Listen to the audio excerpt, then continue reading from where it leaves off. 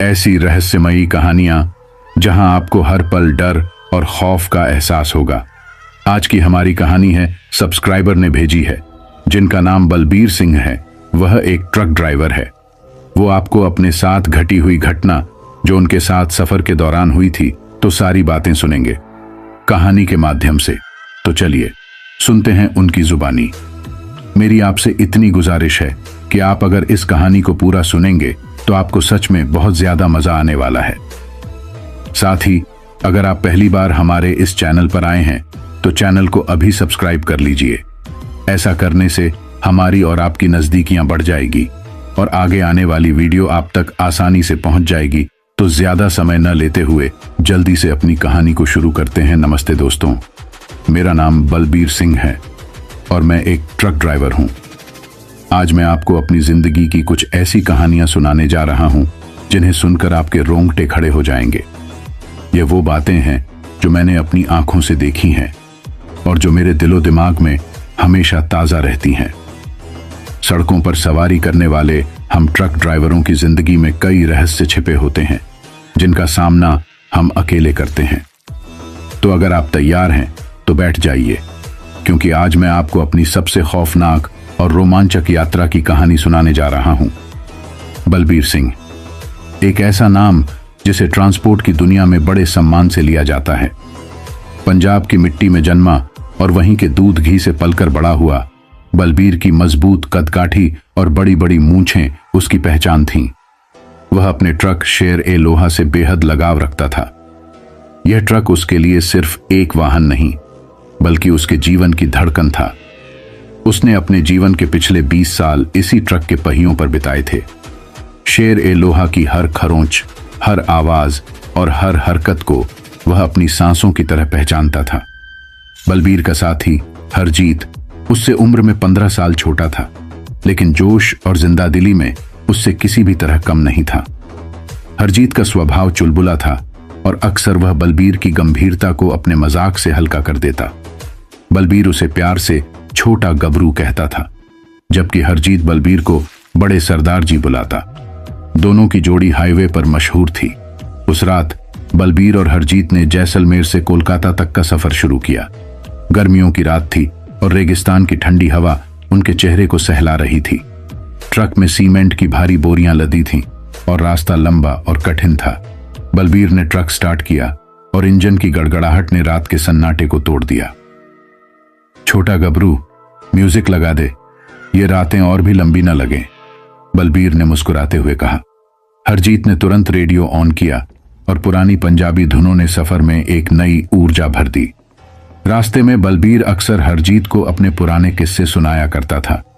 उसने बताया कि कैसे उसने पहली बार ट्रक चलाना सीखा था और कैसे उसने अपनी मेहनत से खुद को इस मुकाम तक पहुंचाया। पुत्र, ये ट्रक हमारी जिंदगी का हिस्सा है। ये हमें न सिर्फ रोजी रोटी देता है बल्कि हमें दुनिया दिखाता है। हर सफर एक नई कहानी है, बलबीर ने गहरी आवाज में कहा।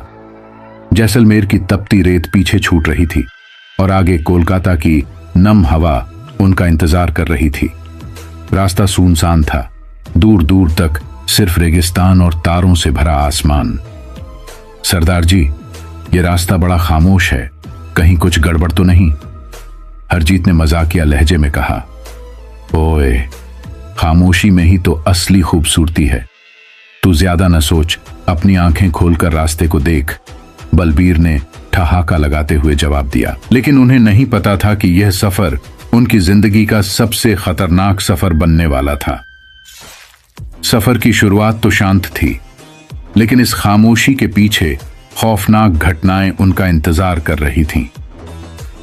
शेर ए लोहा के पहिए घूम रहे थे, पर रात के सन्नाटे में कुछ ऐसा था जो उन्हें महसूस हो रहा था। कुछ असामान्य, कुछ अनकहा। रेगिस्तान की रात अपनी गहराई में खोई हुई थी। दूर दूर तक न कोई इंसान, न कोई गांव, सिर्फ सन्नाटा। शेर ए लोहा अपने भारी पहियों के साथ हाईवे पर दौड़ रहा था। बलबीर ने ट्रक की हेडलाइट्स को हाई बीम पर रखा हुआ था ताकि रास्ता साफ दिखाई दे। हरजीत अपनी सीट पर अधलेटा होकर रेडियो की धुन में खोया हुआ था। ट्रक का इंजन गड़गड़ाते हुए रात के सन्नाटे को चीर रहा था। अचानक ट्रक के सामने से कुछ सफेद सा गुजरा। वह इतनी तेजी से हुआ कि बलबीर को ब्रेक पर तुरंत पैर रखना पड़ा। ट्रक के ब्रेक की तीखी चीख सन्नाटे को चीरती हुई गूंजी और शेरे लोहा झटके से रुक गया। सरदार जी, ये क्या था? हरजीत घबराकर सीधा बैठ गया। उसका चेहरा डर से पीला पड़ चुका था। बलबीर ने स्टीयरिंग पर अपनी पकड़ मजबूत की और खिड़की से बाहर झांकने की कोशिश की। हेडलाइट्स की रोशनी में उसे सड़क पर कोई भी स्पष्ट रूप से दिखाई नहीं दे रहा था, लेकिन उसका दिल अजीब तरीके से धड़क रहा था।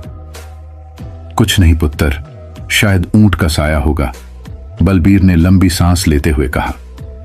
उसकी आवाज भले ही शांत लग रही थी, लेकिन उसके माथे पर पसीने की बूंदें साफ झलक रही थीं। ऊंट का साया? लेकिन सरदार जी, मैंने ऊंट नहीं देखा। वो कुछ और था, हरजीत ने डरते हुए कहा। बलबीर ने उसे शांत करने के लिए हंसने की कोशिश की। तू ज्यादा मत सोच, रात का सफर है, आंखें धोखा दे देती हैं। चल आगे बढ़ते हैं। लेकिन जब उसने ट्रक को फिर से स्टार्ट करने के लिए चाबी घुमाई तो इंजन ने पहली बार में स्टार्ट होने से मना कर दिया। ट्रक की गड़गड़ाहट बंद हो गई थी और आसपास की खामोशी अचानक असहनीय लगने लगी। हरजीत ने खिड़की से बाहर झांकते हुए कहा, सरदार जी, मुझे यह जगह ठीक नहीं लग रही। यहां कुछ तो गड़बड़ है। वो सफेद साया सच में था। बलबीर ने उसे डपटते हुए कहा, ओए, तू अपने दिल को ठंडा रख। यह रेगिस्तान है, यहां हर छाया डरावनी लगती है। लेकिन उसके शब्दों में भी आत्मविश्वास की कमी थी। कुछ देर बाद ट्रक का इंजन अचानक जोर से गुर्राते हुए चालू हो गया। बलबीर ने स्टीयरिंग पर हाथ रखा और ट्रक को धीरे धीरे आगे बढ़ाया, लेकिन उसकी आंखें लगातार हेडलाइट्स के आगे की सड़क पर टिकी हुई थीं। जैसे ही ट्रक ने फिर से रफ्तार पकड़ी, बलबीर के कानों में एक धीमी सी हंसी की आवाज आई। उसने तुरंत रियर व्यू मिरर में देखा, लेकिन वहां कुछ भी नहीं था। हरजीत ने भी पूछा, सरदार जी, आपने सुना? कोई हंसा था ना? बलबीर ने उसे अनसुना करते हुए कहा, रात के शोर को मत सुन, चल सो जा। लेकिन वह खुद भी अब चुपचाप अंदर से बेचैन हो चुका था। ट्रक धीरे धीरे आगे बढ़ रहा था, लेकिन बलबीर को लगने लगा कि यह सफर अब सिर्फ एक सफर नहीं, बल्कि किसी अनजान खतरे की ओर बढ़ रहा है। रात गहरी हो चुकी थी और हाईवे का सन्नाटा अब डरावना लगने लगा था। पेट में भूख जोर मार रही थी और हरजीत ने अपने बैग में रखे बिस्कुट का पैकेट खोलने की कोशिश की। सरदार जी, कुछ खा लेते हैं, पेट खाली हो तो सफर काटना मुश्किल होता है, हरजीत ने कहा। बलबीर ने मुस्कुराकर उसकी ओर देखा। ओए, बिस्कुट से पेट नहीं भरता, लगता है कहीं ढाबा ढूंढना पड़ेगा। थोड़ी दूर चलते ही सड़क के किनारे एक मध्यम सी रोशनी दिखी। बलबीर ने हेडलाइट्स की रोशनी उस ओर घुमाई तो एक पुराना और टूटा फूटा ढाबा दिखाई दिया। ढाबे के ऊपर एक लकड़ी की तख्ती लगी थी, जिस पर धुंधले अक्षरों में लिखा था, काली बावली ढाबा। तख्ती के कुछ हिस्से टूटे हुए थे और लाइट्स झिलमिलाते हुए बुझने की कगार पर थीं। यह नाम थोड़ा अजीब नहीं है? हरजीत ने झिझकते हुए पूछा। ओए, नाम पर मत जा, यहां खाना मिलेगा तो काम चल जाएगा, पेट पहले डर बाद में, बलबीर ने उसे हौसला देते हुए कहा। बलबीर ने ट्रक को ढाबे के पास पार्क किया। ट्रक से उतरते ही दोनों ने महसूस किया कि आसपास एक अजीब सी ठंडक थी। ढाबे के पास कोई और गाड़ी नहीं थी और वहां का सन्नाटा असहज करने वाला था। बलबीर ने अंदर कदम रखा। लकड़ी के टूटे दरवाजे से ढाबे के अंदर झांकने पर उन्होंने देखा कि अंदर एक बूढ़ा आदमी बैठा हुआ था, जो अपनी जगह से हिला भी नहीं। बाबा, कुछ खाने को मिलेगा? बलबीर ने जोर से आवाज दी। बूढ़े आदमी ने धीरे धीरे अपनी गर्दन उठाई और उन दोनों की ओर देखा। उसकी आंखें असामान्य रूप से गहरी और चमकीली थीं। उसने बिना कुछ बोले धीरे धीरे अपनी ओर इशारा किया। बलबीर और हरजीत अंदर आए और एक पुरानी चरमराती लकड़ी की मेज पर बैठ गए। दीवारों पर काले धब्बे थे और एक कोने में तेल से जलने वाली लालटेन की मध्यम रोशनी फैली हुई थी। वहां एक अजीब सी गंध थी, जो न सड़ी हुई लग रही थी न ताजी। कुछ हल्का खाना बना दो बाबा, बलबीर ने कहा। बाबा ने बिना कुछ बोले किचन की ओर कदम बढ़ाए। वह धीरे धीरे ऐसे चल रहा था जैसे उसकी हर हरकत में एक अजीब सी थकावट और रहस्यमयपन छुपा हो। थोड़ी देर में बाबा 2 थालियां लेकर लौटा। खाना साधारण दिख रहा था, रोटियां, दाल और चावल। लेकिन जैसे ही बलबीर और हरजीत ने पहला कौर मुंह में रखा, उन्हें स्वाद अजीब सा लगा। सरदार जी, ये दाल कुछ ठीक नहीं लग रही, हरजीत ने धीरे से कहा। चुप कर, भूख लगी है, खा ले, बलबीर ने उसे डांटते हुए कहा। भूख इतनी थी कि दोनों ने थालियां खाली कर दी। खाना खत्म करते ही बाबा ने उनकी ओर देखा और अपनी होठों पर एक रहस्यमय मुस्कान बिखेरी।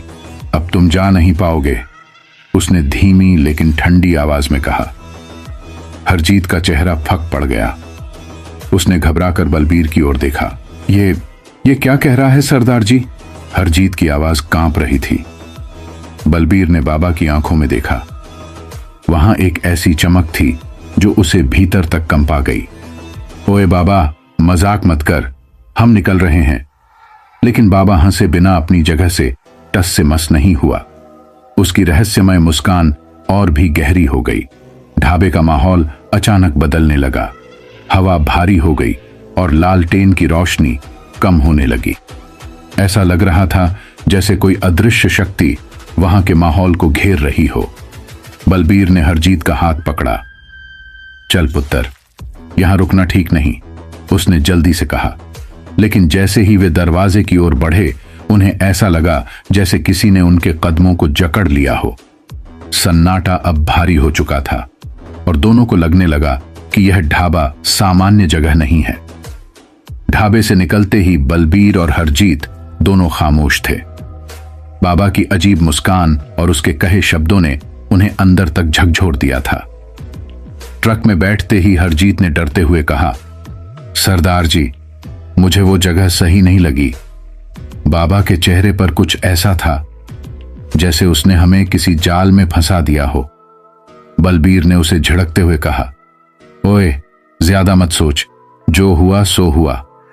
अब सफर पर ध्यान दे, आराम कर ले, सुबह कोलकाता तक पहुंचना है। रात गहरी होती जा रही थी। दोनों ने तय किया कि कुछ देर ट्रक में ही आराम कर लिया जाए। बलबीर ने ट्रक को सड़क किनारे खड़ा किया, खिड़कियां बंद की और अपनी सीट पर अधलेटा हो गया। हरजीत भी बगल वाली सीट पर लेट गया। बाहर सन्नाटा था, सिर्फ रेगिस्तान की ठंडी हवा खिड़कियों से टकरा रही थी। जैसे ही बलबीर की आंखें झपकीं, उसे एक खौफनाक सपना आया। उसने देखा कि बाबा जो ढाबे में खाना परोस रहा था, धीरे धीरे औरत में बदल रहा है। उस औरत के लंबे बिखरे हुए बाल, सफेद साड़ी और खाली गहरी आंखें थीं। वह औरत ट्रक के दरवाजे पर दस्तक देती है और बलबीर को बुलाती है। बलबीर, बाहर आओ, तुम्हारा सफर अब यहीं खत्म होता है। उसकी आवाज गहरी और ठंडी थी। बलबीर ने सपने में खुद को ट्रक से बाहर जाते हुए देखा। जैसे ही वह दरवाजा खोलता है, औरत के चेहरे पर एक डरावनी मुस्कान उभरती है। वह अचानक हवा में गायब हो जाती है, लेकिन उसकी हंसी बलबीर के कानों में गूंजती रहती है। सपने से बलबीर चीखते हुए जागा। उसका शरीर पसीने से तर था और दिल जोर जोर से धड़क रहा था। उसने इधर उधर देखा। ट्रक के अंदर अंधेरा था और हरजीत बगल में गहरी नींद में था। बाहर की ओर नजर डालते ही उसने महसूस किया कि ट्रक का इंजन बंद था। यह इंजन कब बंद हुआ? बलबीर ने खुद से कहा। वह खुद को शांत करने की कोशिश कर रहा था कि तभी बाहर से एक अजीब सी झंझनाहट की आवाज सुनाई दी। हरजीत भी अब जाग चुका था। सरदार जी, ये क्या आवाज है? बाहर कोई है क्या? उसने डरते हुए पूछा। बलबीर ने उसे शांत रहने का इशारा किया। उन्होंने ध्यान से सुना। झंझनाहट की आवाज जैसे ट्रक के चारों ओर घूम रही थी। अचानक ट्रक की खिड़की पर किसी ने दस्तक दी। दस्तक इतनी धीमी थी कि अगर ट्रक के अंदर खामोशी ना होती तो शायद सुनाई भी ना देती। सरदार जी, कोई खिड़की पर है। हरजीत का चेहरा डर से सफेद पड़ चुका था। बलबीर ने गहरी सांस लेते हुए खिड़की से बाहर झांकने की कोशिश की, लेकिन बाहर घना अंधेरा था और ट्रक की हेडलाइट्स भी बंद थीं। उसने हरजीत से कहा, ओए, तू यहीं बैठ, मैं बाहर जाकर देखता हूं। नहीं सरदार जी, बाहर मत जाओ, मुझे सही नहीं लग रहा, हरजीत ने लगभग गिड़गिड़ाते हुए कहा। बलबीर ने ट्रक का दरवाजा खोला और भारी कदमों से बाहर उतरा। ठंडी हवा ने उसका स्वागत किया, लेकिन आसपास कुछ भी दिखाई नहीं दे रहा था। ट्रक के चारों ओर उसने ध्यान से देखा। अचानक झनझनाहट की आवाज फिर से आई, लेकिन इस बार यह आवाज ट्रक के पीछे से आ रही थी। बलबीर ने कदम बढ़ाए और ट्रक के पीछे झांका। वहां कुछ भी नहीं था, सिर्फ अंधकार। लेकिन जैसे ही वह पलटने लगा, उसने अपने पीछे किसी के सांस लेने की आवाज महसूस की। बलबीर ने तेजी से पलटकर देखा, लेकिन वहां कोई नहीं था। उसकी रीढ़ में एक ठंडी सिहरन दौड़ गई। वह बिना कुछ कहे तुरंत ट्रक के अंदर लौटा और दरवाजा बंद कर लिया। सरदार जी, क्या था? हरजीत ने घबराते हुए पूछा। कुछ नहीं, बस हवा थी, बलबीर ने झूठ बोलते हुए कहा।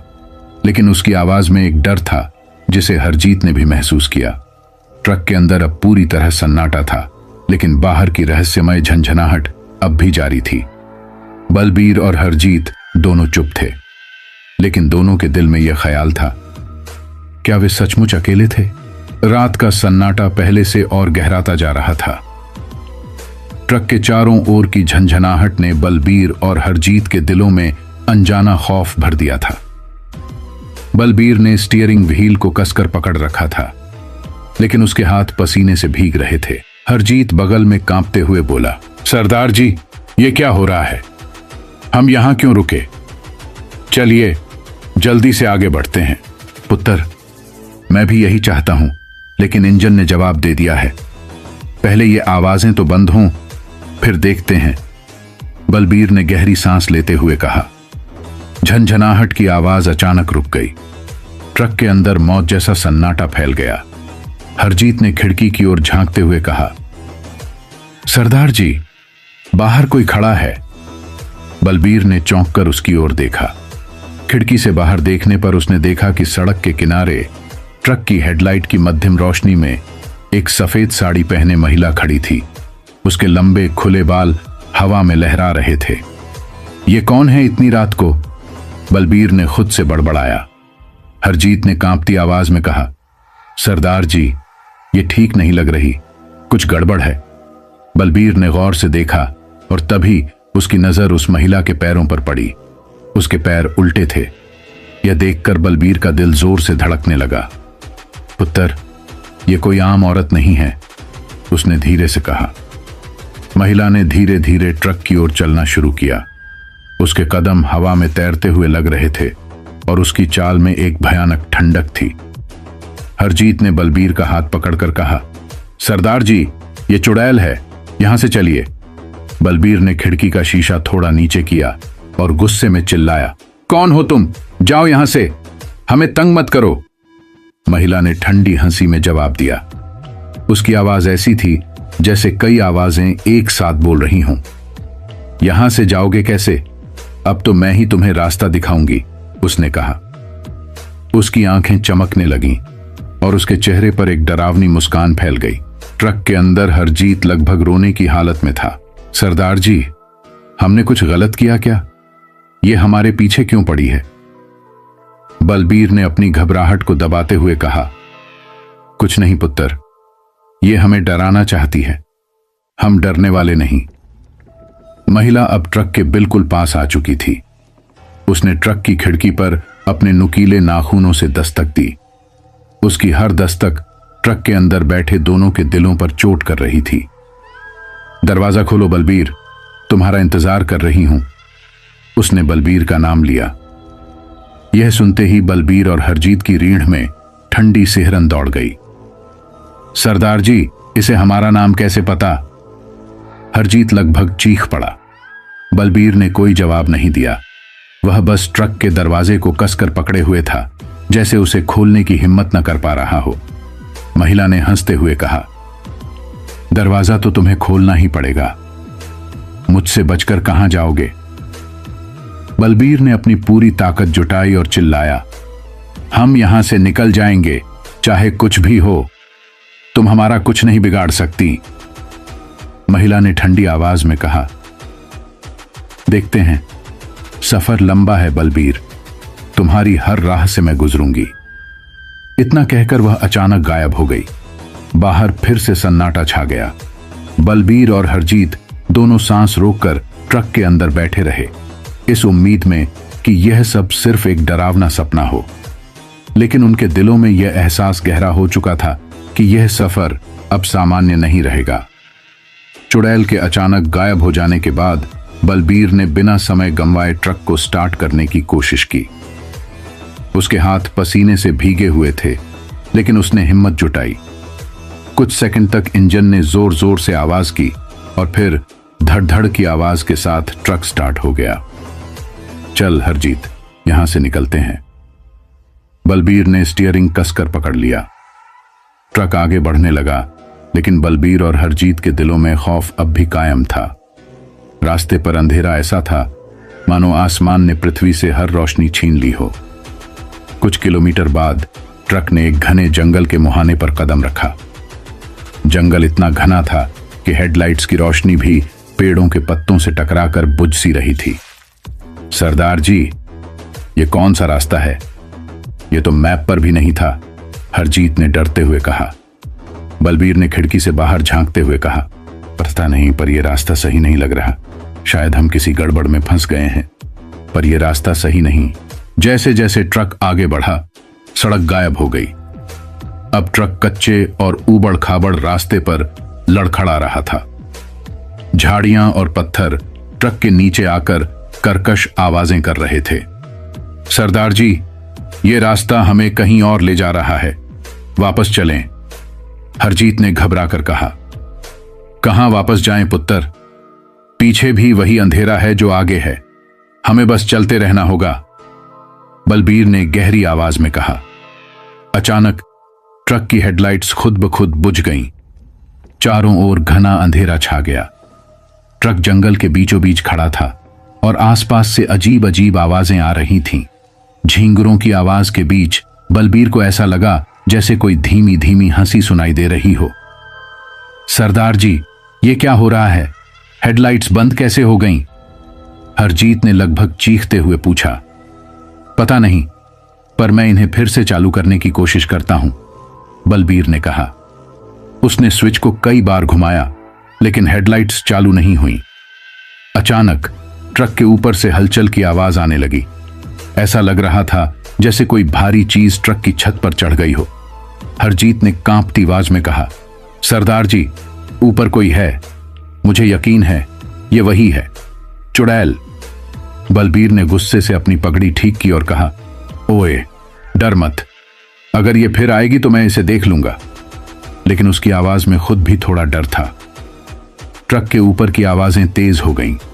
अचानक छत पर किसी ने जोर से थपथपाया, जैसे वह ट्रक के अंदर आने की कोशिश कर रहा हो। हरजीत ने लगभग रोते हुए कहा, सरदार जी, यह रास्ता हमें खा जाएगा, यहां से बचकर निकलना नामुमकिन है। बलबीर ने गहरी सांस ली और हरजीत को शांत रहने को कहा। हम पंजाबी हैं पुत्र, हम हार नहीं मानते, मैं इस रास्ते को भी हरा दूंगा, बस बैठ और दुआ कर।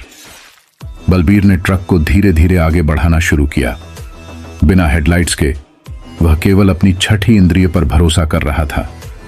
जैसे ही ट्रक थोड़ा आगे बढ़ा, रास्ते में गड्ढे और टूटे फूटे पेड़ों के तने दिखाई दिए। बलबीर ने ट्रक को संभालने की पूरी कोशिश की, लेकिन छत पर की आवाजें अब और डरावनी होती जा रही थीं। सरदार जी, ये हमें छोड़ने वाली नहीं है, वो हमारा पीछा कर रही है, हमें बचाइए, हरजीत ने कांपते हुए कहा। बलबीर ने स्टीयरिंग कसकर पकड़ लिया और खुद से बड़बड़ाया, तू जो भी है, देखना, मैं तुझे हरा कर रहूंगा, मेरे ट्रक को कोई नहीं रोक सकता। जंगल और रास्ता दोनों जैसे बलबीर और हरजीत को निगलने पर आमादा थे, लेकिन क्या वे इस जानलेवा जंगल से निकल पाएंगे? ट्रक जैसे तैसे टूटे रास्तों और घने जंगल से रेंगता हुआ आगे बढ़ रहा था। बलबीर और हरजीत की हालत डर और थकान से खराब हो चुकी थी। हर पल ऐसा लगता था कि कोई अनदेखा खतरा उनके बेहद करीब है। कुछ दूर चलते ही ट्रक के सामने एक टूटा फूटा घर दिखाई दिया। घर पर लगे ईंट और पत्थर ऐसे गिरे हुए थे जैसे वह कई सालों से सुनसान पड़ा हो। सरदार जी, ये घर यहां बीच जंगल में क्यों है? मुझे कुछ सही नहीं लग रहा, हरजीत ने डरते हुए कहा। बलबीर ने ट्रक को रोका और कहा, पुत्र, डरने से कुछ नहीं होगा। देखना पड़ेगा कि यहां क्या है। अगर कोई मदद मांग रहा है तो हमें देखना चाहिए। घर के अंदर से धीमी धीमी आवाजें सुनाई दे रही थीं। कोई मदद के लिए पुकार रहा था। बचाओ, कोई है? आवाज धीमी लेकिन साफ थी। बलबीर ने खिड़की से टॉर्च उठाई और हरजीत से कहा, चल मेरे साथ चल। नहीं सरदार जी, मैं यहीं ट्रक में रहूंगा। यह जगह मुझे सही नहीं लग रही, हरजीत ने लगभग गिड़गिड़ाते हुए कहा। पुत्र, अकेले बैठने से डर और बढ़ेगा। चल, कुछ नहीं होगा, मैं हूं तेरे साथ, बलबीर ने उसे हिम्मत दिलाते हुए कहा। दोनों ट्रक से उतरे और घर की ओर बढ़ने लगे। घर के पास पहुंचते ही हवा में अजीब सी ठंडक महसूस हुई। दरवाजा आधा टूटा हुआ था और अंदर घुप अंधेरा था। बलबीर ने टॉर्च जलाकर भीतर झांका। दीवारों पर काई जम चुकी थी और फर्श पर धूल और टूटे बर्तन बिखरे हुए थे। अचानक हरजीत ने कहा, सरदार जी, वो देखो टेबल पर कुछ रखा है। बलबीर ने टॉर्च की रोशनी उस ओर डाली। एक पुरानी मटमैली डायरी टेबल पर पड़ी थी। बलबीर ने धीरे से उसे उठाया। डायरी पर धूल जमी थी और उसके पन्ने पुराने और फटे हुए थे। उसने पहला पन्ना खोला। डायरी में एक भयानक सच लिखा था, जो भी काली बावली ढाबा का खाना खाता है वह इस जंगल में भटकता है और अपनी जान गंवाता है। कोई इस जगह से जिंदा नहीं लौटा। जो बचना चाहता है उसे इस जंगल से पहले ही बाहर निकल जाना चाहिए। यह पढ़ते ही बलबीर और हरजीत के चेहरे का रंग उड़ गया। सरदार जी, ये तो वही ढाबा है, हमने भी वहां खाना खाया था। इसका मतलब हम भी? हरजीत ने कांपते हुए कहा। बलबीर ने डायरी के और पन्ने पलटे। उसमें कुछ और डरावनी बातें लिखी थीं।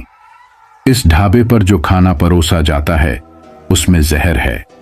वह न केवल शरीर को कमजोर करता है बल्कि आत्मा को कैद कर लेता है। यहां से निकलने के लिए तुम्हें अपनी सबसे बड़ी कमजोरी से लड़ना होगा। हरजीत ने जोर से डायरी बलबीर के हाथ से छीन ली और कहा, सरदार जी, ये सब पढ़ने से कुछ नहीं होगा। हमें यहां से निकलना होगा। ये जगह, ये डायरी, सब हमें मारने के लिए हैं। बलबीर ने उसे शांत करते हुए कहा, रुक पुत्र, हो सकता है कि यह डायरी हमें बचने का रास्ता भी बता दे। डायरी के आखिरी पन्ने पर कुछ धुंधले शब्द थे।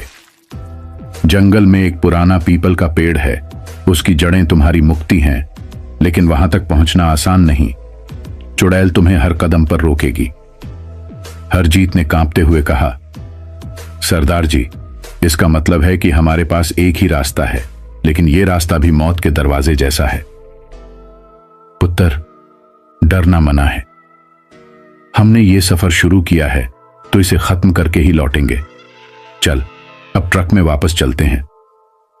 दोनों जल्दी से ट्रक की ओर भागे। घर से निकलते समय उन्हें पीछे से हंसने की वही भयानक आवाज सुनाई दी जो उन्होंने जंगल में सुनी थी। क्या डायरी का सच उन्हें बचा पाएगा, या यह सफर उनकी आखिरी मंजिल साबित होगा? डायरी के भयानक खुलासे के बाद बलबीर और हरजीत तेजी से ट्रक में लौटे। हरजीत लगातार बड़बड़ा रहा था, सरदार जी, यह सब हमारी गलती है। हमें उस ढाबे का खाना नहीं खाना चाहिए था। अब यह चुड़ैल हमें नहीं छोड़ेगी। बलबीर ने उसे शांत करते हुए कहा, पुत्र, डरने का वक्त नहीं है। हम पंजाबी हैं, मौत से लड़ना हमारी फितरत है। बस हौसला रख। ट्रक जैसे ही आगे बढ़ा, अचानक से जंगल के बीचों बीच एक घना कोहरा छा गया। चारों ओर से अजीब सी ठंडी हवाएं चलने लगीं। बलबीर ने स्टीयरिंग कसकर पकड़ा और ट्रक की गति कम कर दी। हरजीत डर के मारे लगातार पीछे मुड़ मुड़ कर देख रहा था। तभी ट्रक के सामने अचानक वही सफेद साड़ी वाली महिला प्रकट हो गई, लेकिन इस बार उसका रूप और भी भयानक था। उसके लंबे बाल उलझे हुए थे, आंखों से लाल रोशनी निकल रही थी और उसका चेहरा झुलसा हुआ लग रहा था। उसके पैर उल्टे थे और हवा में तैर रहे थे। तुम मेरी कैद में हो, यहां से कोई नहीं बचता। चुड़ैल की भयानक आवाज जंगल में गूंज उठी। हरजीत चीखते हुए बोला, सरदार जी, ये फिर आ गई, अब क्या करेंगे? बलबीर ने ट्रक रोक दिया, गहरी सांस ली और नीचे उतरते हुए कहा, अब बहुत हो गया, इसे सबक सिखाना ही पड़ेगा। ट्रक के पीछे से उसने लोहे की एक मोटी रॉड उठाई और चुड़ैल की ओर बढ़ने लगा। सुन ले, हम किसी से डरते नहीं। जा, अपनी दुनिया में लौट जा, वरना तेरे साथ वही होगा जो तूने औरों के साथ किया है, बलबीर ने गरजते हुए कहा। चुड़ैल ने एक जोरदार ठहाका लगाया और कहा, तुम्हारी ये धमकियां मुझे कमजोर नहीं कर सकती। मैं सदियों से यहां हूं और यहां से कोई जिंदा नहीं गया। चुड़ैल हवा में ऊंची उड़ने लगी और उसकी डरावनी हंसी से पेड़ पौधे कांपने लगे। बलबीर ने अपनी पगड़ी को ठीक किया और आंखें बंद कर लीं। उसने धीमी आवाज में गुरबानी का पाठ शुरू किया। वाहे गुरु जी का खालसा, वाहे गुरु जी की फतेह। उसकी आवाज धीरे धीरे तेज होने लगी। चुड़ैल की हंसी अचानक धीमी पड़ गई। जैसे ही बलबीर ने पाठ तेज किया, चुड़ैल तड़पने लगी। उसकी लाल आंखें बुझने लगीं और वह दर्द में चिल्लाई, तुम्हें यह ज्ञान कहां से मिला? यह मंत्र नहीं, यह मुझे कमजोर कर रहा है। हरजीत ट्रक से नीचे उतर आया और बलबीर के पास खड़ा हो गया। उसने कहा, सरदार जी, यह मंत्र इसे खत्म कर देगा, इसे और जोर से पढ़िए। बलबीर ने लोहे की रॉड को कसकर पकड़ा और चुड़ैल की ओर बढ़ते हुए कहा, तू जितनी भी शक्तिशाली हो, लेकिन सच और गुरबानी के आगे तेरी कोई नहीं चलेगी। जा यहां से। चुड़ैल ने जोर से चीखते हुए कहा, तुमने मुझे कमजोर कर दिया, लेकिन मैं वापस आऊंगी। यह जंगल तुम्हें कभी नहीं छोड़ेगा। यह कहते ही चुड़ैल ने एक आखिरी भयानक चीख मारी और धुएं में तब्दील होकर गायब हो गई। बलबीर ने गहरी सांस ली और हरजीत की ओर देखा। देखा पुत्र, सच्चे दिल और हिम्मत से बड़ी कोई ताकत नहीं होती। लेकिन जंगल अभी भी डरावना और रहस्यमय था। बलबीर और हरजीत को अभी उस पीपल के पेड़ तक पहुंचना था जिसके बारे में डायरी में लिखा था। क्या चुड़ैल सचमुच खत्म हो गई थी या यह केवल उसके खतरनाक खेल की शुरुआत थी? चुड़ैल के गायब होने के बाद भी जंगल में अजीब सी खामोशी छाई हुई थी। बलबीर और हरजीत को समझ में नहीं आ रहा था कि अब उन्हें क्या करना चाहिए। जंगल में हर कदम जैसे किसी अनहोनी का इशारा कर रहा था। वे दोनों ट्रक में सवार हो गए और एक बार फिर उस पीपल के पेड़ की ओर बढ़ने लगे जिसका जिक्र डायरी में था। रास्ता और भी डरावना हो गया था। पेड़ के घने जाले और अंधेरे में रास्ता पहचान पाना मुश्किल हो रहा था। अचानक ट्रक के सामने वही सफेद साड़ी वाली महिला फिर से प्रकट हो गई, लेकिन इस बार वह सिर्फ खड़ी नहीं थी, वह पूरी तरह से हवा में तैरते हुए ट्रक के पास आ गई। उसके चेहरे पर एक खौफनाक मुस्कान थी और आंखों से आग की लपटें निकल रही थीं। तुम यहां तक आए, लेकिन अब तुम मुझे नहीं छोड़ पाओगे। चुड़ैल की आवाज में एक गहरी घृणा थी। बलबीर ने एक बार फिर अपना हौसला बनाए रखते हुए कहा, तू हमें नहीं रोक सकती। हम जहां जा रहे हैं वहां कोई नहीं पहुंच सकता। फिर अचानक चुड़ैल ने एक जोरदार झटका दिया और ट्रक के पहिए जैसे ही घने जंगल के एक खतरनाक मोड़ पर पहुंचे, एक जबरदस्त धक्का लगा। ट्रक का संतुलन बिगड़ने लगा और वह खाई की ओर गिरने लगा। सरदार जी, ट्रक गिर जाएगा। हरजीत की आवाज में डर था। बलबीर ने घबराते हुए कहा, रुको पुत्र, मुझे ट्रक को संभालने दो। उसने ताबड़तोड़ ब्रेक लगाए और स्टीयरिंग को पूरी ताकत से घुमाया। ट्रक बुरी तरह से हिल रहा था, लेकिन बलबीर का हाथ कांपते हुए भी मजबूत था। उसके चेहरे पर कोई डर नहीं था। वह लगातार गुरबानी का पाठ करता जा रहा था, जैसे खुद को और ट्रक को उस अंधेरे से बाहर निकालने के लिए उसका साहस बढ़ा रहा हो। चुड़ैल ने एक और झटका दिया और ट्रक एकदम खाई की ओर लुढ़कने लगा, लेकिन बलबीर ने अपनी पूरी ताकत लगा दी और अचानक एक मोड़ पर ट्रक को पूरी तरह से रोक लिया। ट्रक खाई के किनारे से कुछ इंच ही दूर रुक गया। अब तू नहीं जीत सकती, बलबीर ने चिल्लाते हुए कहा। वह चुड़ैल की ओर बढ़ा और हनुमान चालीसा का पाठ और जोर से करने लगा। हरजीत ने भी हिम्मत जुटाकर बलबीर का साथ दिया और दोनों मिलकर चुड़ैल का सामना करने के लिए पूरी ताकत से खड़े हो गए।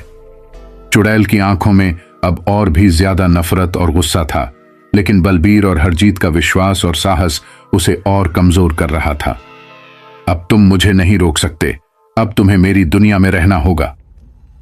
चुड़ैल चीखते हुए अपनी ओर खींचने लगी, लेकिन जैसे ही बलबीर ने अपने हौसले को और मजबूत किया और गुरबानी के शब्दों को और तेज किया, चुड़ैल की काया पूरी तरह से धुएं में बदलने लगी। वह और चीखते हुए हवा में उड़ी और फिर पूरी तरह से गायब हो गई। कुछ पल के लिए पूरी दुनिया जैसे थम सी गई। जंगल की हवाएं रुक गईं और सभी अंधेरे बादल दूर हो गए। बलबीर ने गहरी सांस ली और कहा, अब सब ठीक हो गया। हरजीत ने राहत की सांस ली और कहा, सरदार जी, आप सच में बहुत बड़े इंसान हो, हमने उसे हराया। वे दोनों ट्रक में वापस चढ़े और उस पीपल के पेड़ की दिशा में बढ़ने लगे।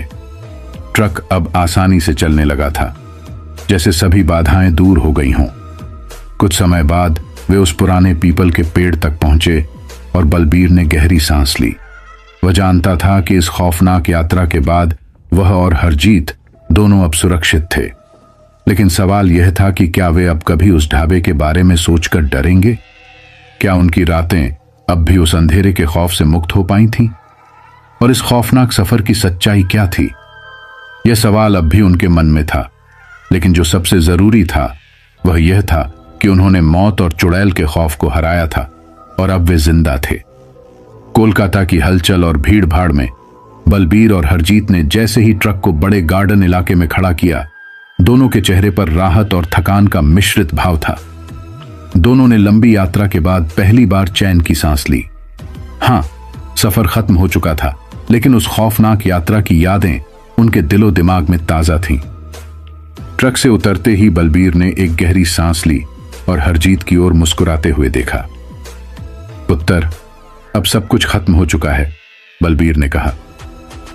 लेकिन सरदार जी, यह सफर मैं जिंदगी में कभी नहीं भूलूंगा, हरजीत ने कहा। उसकी आवाज में एक अद्भुत मिश्रण था, डर, थकान और ताजगी। वह पूरी यात्रा के खौफ को अब महसूस कर रहा था। बलबीर हंसी के साथ बोला, अरे वो तो ठीक है, लेकिन यार, हमें डर के आगे कभी हार नहीं माननी चाहिए। ये जो कुछ भी हुआ वो हमारी हिम्मत से ही था। जितनी भी मुश्किलें आईं, हम उन्हें पार कर गए। यही है असली ताकत। दोनों ट्रक के पास खड़े होकर अपने साथियों से मिले और हर घटना को बताने लगे। बलबीर ने सबको बताया कि कैसे उन्होंने चुड़ैल का सामना किया और उसकी शक्ति को हराया। वे नहीं चाहते थे कि कोई और इस अंधेरे की दुनिया में घुसे। बलबीर ने कहा, देखो, ये जो कुछ भी हुआ वह कोई मामूली बात नहीं थी।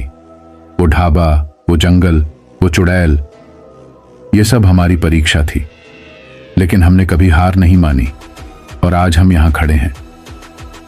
हरजीत थोड़ा मुस्कुराया और बोला, सरदार जी, वो डायरी और वो जो हुआ सब कुछ सच था। हम जैसे जैसे बढ़ते गए, मुझे ऐसा लगता था कि हमारा वक्त खत्म हो गया है, लेकिन आपने जो कहा वही सही था। हमें कभी डर के आगे हार नहीं माननी चाहिए। दोनों ने फिर गहरी सांस ली और एक दूसरे को कंधा देकर कहा, अब कोई फर्क नहीं पड़ता, हम दोनों अब जिंदा हैं और ये सफर अब सिर्फ एक याद बनकर रह गया है। सूरज की रोशनी को महसूस करते हुए बलबीर ने गहरी सांस ली और कहा, हां पुत्र, जिंदगी में बहुत कुछ होता है, लेकिन कभी भी किसी चीज से डरना नहीं चाहिए। क्या तुम समझे? हरजीत ने सिर झुकाया और कहा, जी सरदार जी। और इस तरह बलबीर और हरजीत के लिए वह खौफनाक और रहस्यमय सफर समाप्त हो गया था।